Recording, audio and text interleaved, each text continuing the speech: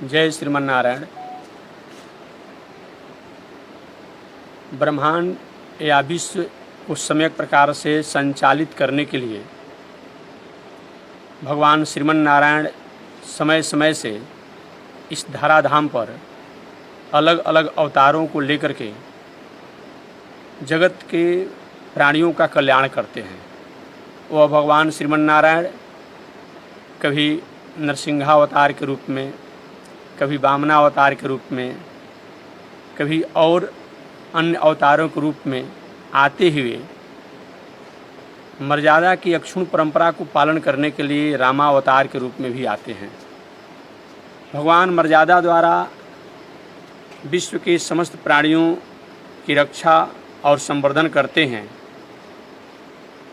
वहीं भगवान श्रीमन्नारायण रामावतार में जो प्रकट हुए, वहीं रामावतार भगवान द्वापर युग में कृष्णावतार के रूप में इस धराधाम पर आते हैं। और कृष्णावतार में आकर भगवान के संपूर्ण जो भी गुण हैं, उन सभी गुणों को जगत के लोगों को जनाने, समझाने और उनके दिल दिमाग में स्थापित करने के लिए कृष्णावतार के रूप में होकर के और जगत का कल्याण करते हैं। वह कृष्णावतार कृपा का अवतार कहा जाता है। कृपा का मतलब अहेतु अकारण करुणा, जो जिससे हम जैसी कामना न रखते हों उससे अधिक किसी पर कृपा कर देना, दया कर देना, यह अकारण करुणा है। ऐसे भगवान कृष्णावतार दया के अवतार हैं, अपने आप में करुणा के अवतार हैं। और भगवान इस धराधाम पर अवतार लेकर के और जगत का मंगल करते हैं। कृष्णावतार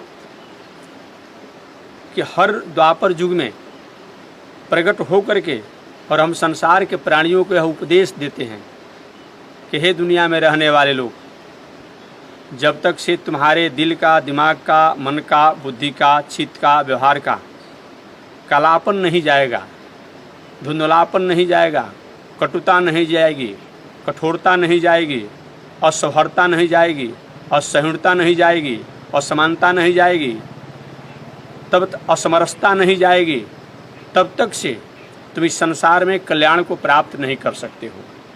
इसी उद्देश्य और इसी संदेश को जनाने के लिए भगवान कृष्णावतार के रूप में इस धराधाम पर आते हैं। वह भगवान भाद्र महीना के कृष्ण पक्ष के रोहिणी नक्षत्र के अष्टमी तिथि को प्रकट हुए, जिनका हर साल हम पूरे विश्व के लोग उनके जन्म महोत्सव को मनाते हैं। वह भगवान के प्रकट का काल बताया गया है कि सिंह मासे असिते पक्षे रोहिण्याम चाष्टमी तिथौ चरमार्थ प्रदातारम कृष्णम वंदे जगत गुरुम। सिंह मासे मानो भगवान कहना चाहते हैं कि मैं सिंह मास यानी भाद्र महीना में प्रकट होकर के मैं यह संसार के लोगों को यह विश्वास देना चाहता हूँ कि हे संसार में रहने वाले लोग, जैसे सिंह जंगल में रहता है, सभी प्राणियों को निर्भय करता है कि मैं हूँ तो तुम्हें किसी प्रकार का भय नहीं है, उसी प्रकार से मैं सिंह मास में प्रकट हुआ हूँ। यानी अब आपको अपनी रक्षा के लिए कहीं दूसरे पर आश्रित होने की आवश्यकता नहीं है, एकमात्र मेरे पर आप आश्रित होकर के और अपने खेती, व्यापार, नौकरी, अध्ययन, अध्यापन को करें। इस संसार में भी आप कल्याण को प्राप्त करेंगे और शरीर त्यागने के बाद हमारे धाम को प्राप्त करेंगे। ऐसा विचार कर भगवान सिंह मास, सिंह माने भाद्र महीना में अपना प्रकट होते हैं। असिते पक्ष से कृष्ण पक्ष में भगवान प्रकट होते हैं।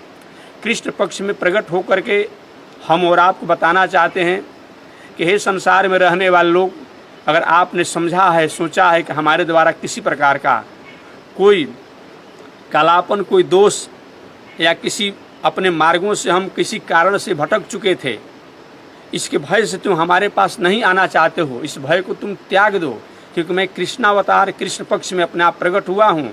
अतः तुम्हारे सारे अपने आप के दोषों को समाप्त करके तुम्हारा मैं उद्धार करूँगा और चरमार्थ प्रदातारम, और चरम अर्थ को अपने आप देने के लिए अर्थात मुक्ति को प्राप्त कराने के लिए भगवान इस धराधाम पर अपने आप आते हैं। ऐसे भगवान श्री कृष्ण के जयंती महामहोत्सव के पावन अवसर पर पूरे विश्व की तरफ से अपने आप में हम भगवान से प्रार्थना करें कि सबका मंगल करें, राष्ट्र का मंगल हो, विश्व का मंगल हो, समाज का मंगल हो, समस्त प्राणियों का मंगल हो। जय श्रीमन नारायण, जय श्रीमन नारायण।